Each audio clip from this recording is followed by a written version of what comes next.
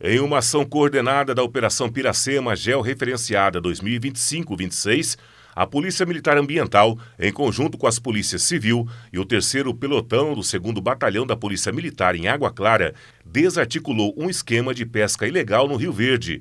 A ação foi motivada por denúncias e resultou na prisão em flagrante de 5 indivíduos e na apreensão de um vasto arsenal de pesca e armas de fogo.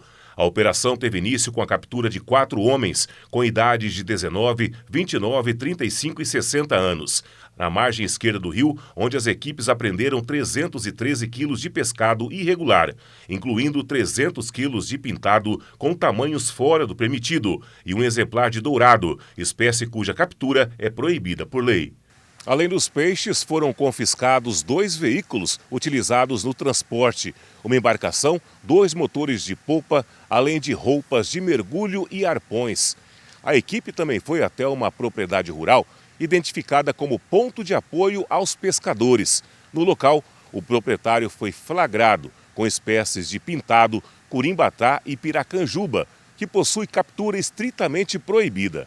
Além do pescado, foram encontrados também na fazenda aproximadamente 400 metros de rede, 3 anzóis de galho e armamentos, sendo um revólver calibre 38 e uma espingarda calibre .16, acompanhados de pólvora, espoletas e munições. Os infratores foram conduzidos à Delegacia de Polícia Civil de Água Clara, onde foram autuados em flagrante por crimes contra o meio ambiente e posse ilegal de arma de fogo. No âmbito administrativo, a PMA aplicou multas que, somadas, totalizaram R$ 33.511. A operação reforça a fiscalização durante o período de defeso para garantir a preservação das espécies e do estoque pesqueiro do Estado.